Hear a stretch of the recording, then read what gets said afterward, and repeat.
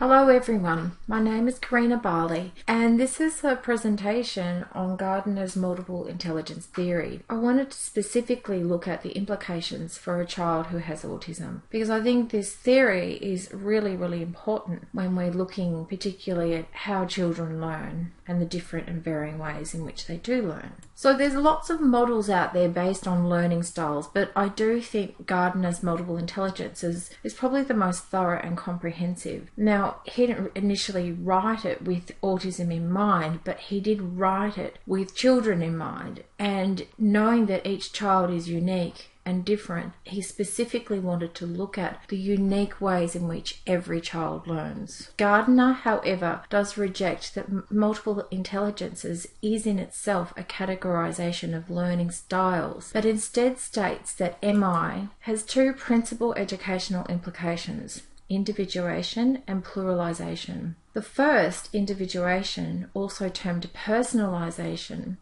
suggests that since human beings have their own unique configuration of intelligences, we should take that into account when teaching, mentoring, or nurturing. As much as possible, we should teach individuals in ways that they can learn, and we should assess them in a way that allows them to show what they have understood and apply their knowledge and skills in unfamiliar context. So Gardner essentially believes that intelligence and learning style are separate constructs.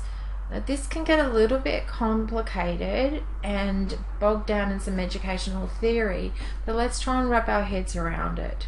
I do believe, however, that one's intelligence complements the style in the way one learns. So to reiterate, I agree with Gardner that intelligences and learning styles are not mutually inclusive concepts, but I think one certainly does shape the other.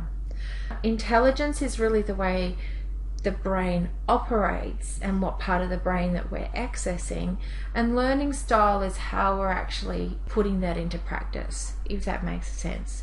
So I'm stripping it right back to layman terms. I hope that does give you a little bit more clarity. So what does all that mean for education? If I think of myself, I would say I lean towards having a predominance of linguistic verbal intelligence. I therefore tend to learn best via language, so that is via reading, taking notes, researching through words. Words have real meaning for me. So my strongest intelligence shapes, to a degree, the way I learn, as I said. But let's compare someone like Picasso and Frida Kahlo. They're both artists, they're both extremely amazing at what they do.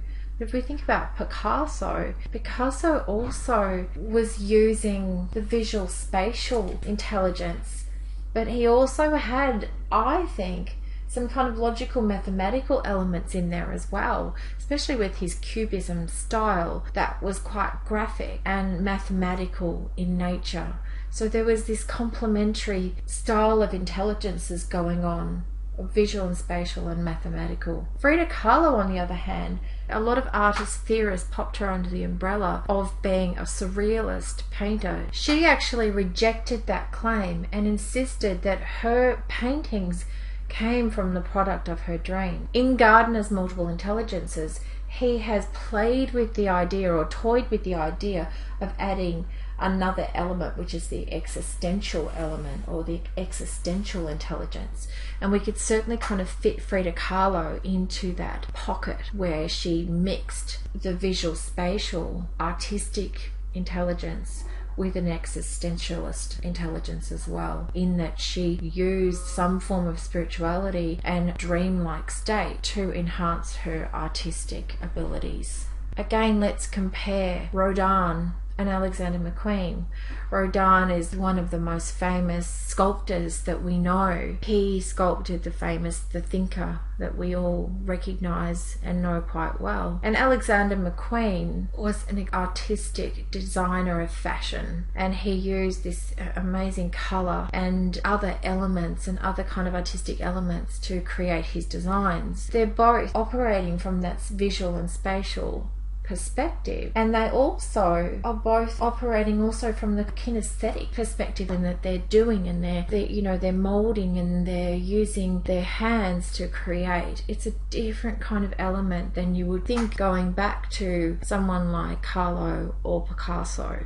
So they're still artists. The four of these individuals are still artists. They're just operating from different intelligences. So given all that, I do not think we should get hung up on the semantics, which can be really easy to do, but instead be acutely aware that 1, everyone can learn, and 2, an individual's way of learning is personal to them. So if we go back to our artists, Picasso created his beautiful pieces from a way that he saw the world. Frida Kahlo created her pieces from her dreams and from her imagination and from her spiritual perspective. McQueen designed his fashion elements by hand, and it started from an artistic piece and emerged into fabric and then into design and then onto people's bodies. Rodin used his hands to sculpt and create these extraordinary pieces that spoke to people. So when thinking of children on the spectrum, we have to always assume that they can learn. It is our job as the educator to delineate their way of learning via their predominant intelligence. Gardner calls multiple intelligence theory multiple windows into the same room. And I've often said this, is that we have to just think about the room being the brain, that we have to find the doorway into the brain. And we know the brain is a very complex organism, and people operate from various different parts of their brain. And we have to find that part of the brain that each child is working from. And when we can access that via the window of the brain, we can access their way of learning. This is a wonderful analogy by Gardner, as it tells us that there are several ways into the doorway of the brain, as I just said, and from the multiple windows, one has a different and altered perspective. All ways are valid and acceptable. That's the most important thing to understand here. A lot of my kids that I work with, particularly those who have an awareness that they do have autism and are different, often think, well, my brain doesn't work as well, or I have autism and so I can't do what other people do. And I always want to say to those kids, no, that's not the case at all. It just means your brain works differently, and so therefore we have to find a way for your brain to work where you can get the most benefit. Learning should be individual, relevant, and make sense in relation to the student's environmental, educational, and cultural influences. Gardner's explanation encapsulates this concept extremely well. He says it's not about how smart you are, it's about how you're smart. He sees intelligence as being pluralistic in nature, that has a wide range of competencies. This can give rise to a plethora of possibilities. In simplistic terms, what Gardner is saying is that there are many types of intelligences, which then translates to each and every child acquiring some possibility of potential.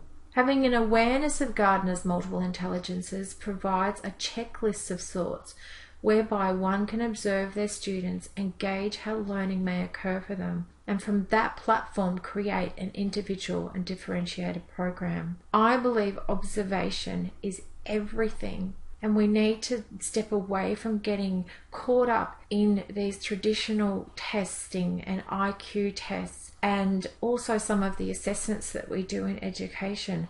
We need to come back to observing our student. What is the way that they lean towards in terms of their learning? Are they a child that writes a lot, or are they a child that likes to draw? Do you have a child that prefers to play with Lego blocks, or do you have one that gravitates to the paintbrush? We have to observe this very early on in the piece, and that will tell us what is going on for them.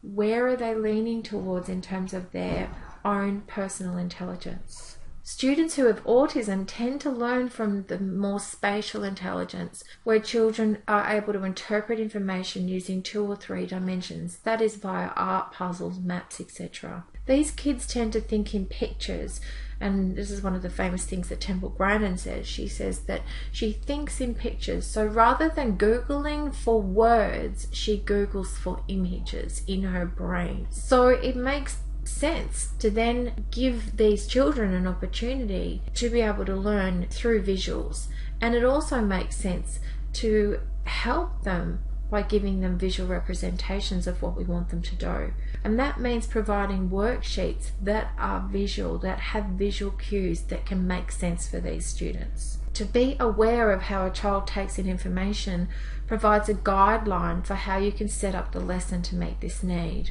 For example, when using blocks and building type tools in construction activities, I discovered that the majority of children with autism prefer to look at the pictures on the box to determine how something is put together. I had a little boy a few years ago who was 7, and we had connects and Lego and all kinds of construction type material. Now he could look at a picture and put that stuff together like you could not believe. But if I was to give him a worksheet that had words on it where he had to do some writing, he fell apart. He was identified by the school as having an intellectual disability. But my thought was, this kid can learn via pictures. He can put together complicated construction type models that honestly I could not do what he was able to do. And yet he struggled with his handwriting. I had to think about then how I could then constantly model pictorially and visually for him so that he was able to shine in the way that he could by making those models. So he could copy these perfectly and recreate what the picture said, yet as I said, if I gave him verbal directions and took away the pictures, he would not be able to do that activity. Gardner explains that the child reaches their potential through the lens of their intelligence. I believe multiple intelligence is more appropriate when we look at MI in relation to each child. So way back when I first started teaching, I think it was called the 7 hats, where we took each child through the 7 different intelligences and got them to learn in all varying different ways. This was not what Gardner wanted us to do. He did not want the multiple intelligences to be a way of navigating children's learning. He didn't want us to present work in a linguistic way, and then in a mathematical way, and then in an interpersonal way, and then in a musical way. That wasn't his intention. His intention was to let us know that each child learned via one of those intelligences, and it was up to us to find which one worked best. There's a difference in presenting it that way, if that makes sense. How are students more likely to function using each individual intelligence? What do we want each child to achieve, and how can MI help us achieve that? How can we look at the topic in a variety of ways using MI to broach that topic in a way that all children get it? That's the more valuable thing that Gardner wanted us to get. He didn't want us to take each child through the series of intelligences so that they were able to acquire them all. That wasn't the point, because the truth is not every child is going to acquire them all. I know for me, I'm in my 50s and I've never been a mathematical learner. I can do it if I push myself, but it's not what I lean towards doing. So lastly, how can MI assist us as educators to make the educational experience more personal and accessible for each student, keeping in mind their personalities, abilities, talents, and environment? Gardner encourages the personalization of education, and in the field of autism, this lends credence to the need to improve the learning outcomes for all students regardless of their diversity. This requires a commitment from everyone who is involved with children of diversity that we agree and commit to ensuring suitable learning opportunities for them all. I believe all children can learn, and it's up to anyone who is working with these kids to find what makes them tick. When we know this, we can apply activities to their daily routine where they can thrive. And I know it feels like I'm harping on this fact, but it's really, really important to get it. Will it create more work for the teacher originally? Yes, it will.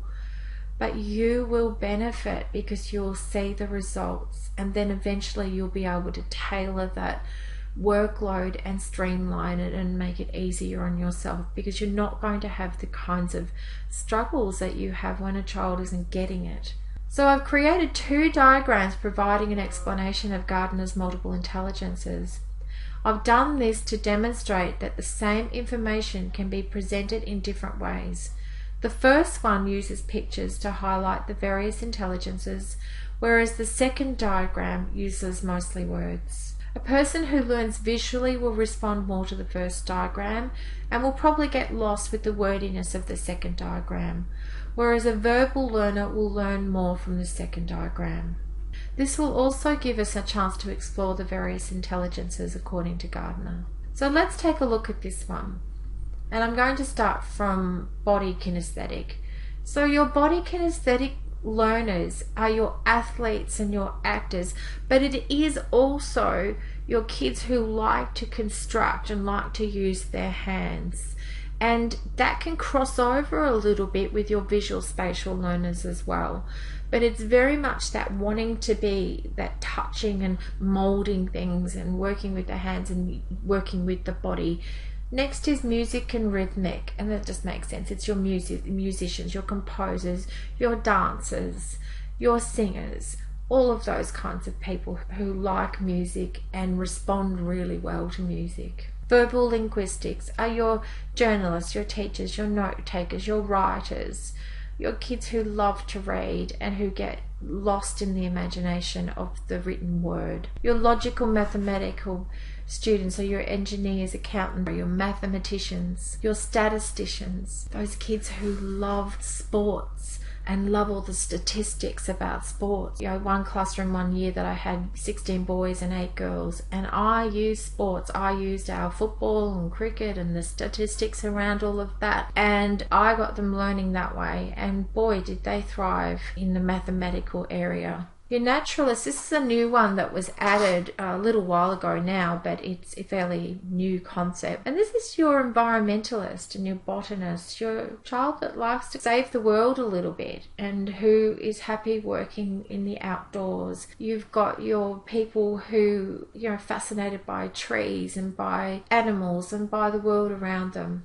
So it's a legitimate intelligence, I think. You have your visual spatial learners, which is your navigators, your architects, your artists. And I think those kids who also are your construction type kids as well, who like to work and build things. And again, that crosses over with our body kinesthetic learners. I'm going to leave existentialists for a minute. So then we have the interpersonal. So those are the kids who are the natural caring kids who want to speak up for others, who are always talking and always thinking about how they can make the world a better place. And then your intrapersonal learners are your researchers, your novelists, your entrepreneurs. They work really well in a more solitude type environment. And then finally, the existentialist learner. And this is one that isn't officially in Gardner's list yet, but it certainly is one to think about. And these are your philosophers and your theorists. And those people that access learning from outside of themselves, from what I would call, in inverted commas, a spiritual arena. People that access learning from their dreams, from an altered space of being. And lots of your artists are also existentialists. So let's have a look here. This is the second diagram, and I'm not going to go through the whole thing again, but you can see that this just goes through each intelligence and it gives us a verbal definition of what that learning is about. And you can see from the difference of the toe. So let's go back to the other one. So here it's more represented visually. We still have our words there, but the visual learner is going to focus on these visuals to help them understand what those actual intelligences mean. Whereas your linguistic learner is going to read every word and take that in and expand from there. The most important point from this is that not only do we need to provide opportunities for all children to learn according to their intelligence, we also need to allow them to present their work differently as well. So what does that mean? So that means that a child who is a visual spatial learner needs to be able to present their work in that way. They need to be able to do projects or PowerPoints or comics, or a way that they can express their learning in a way that makes sense to them, these kids struggle with that verbal linguistic stuff, and so making them consistently have to represent what they've learned via just straight words is going to be tough on them. One thing you can do for your students is provide them with opportunities to learn according to their strengths, as I've just said. And we're going to explore this further in part 2 of this series, where we will be looking at a curriculum unit and what we can do with it to make the work accessible for all students. So thank you for joining me on this journey through Gardner's multiple intelligences. It is kind of hefty stuff and very theoretical, but if we bring it right back down to basics, I think it makes sense, and it particularly makes sense for our autism community. I'm going to be doing another part in this series which goes through an educational unit, and that's going to make a little bit more sense when we get to it. So thank you for joining me, and I hope you'll join me on the next part of this series.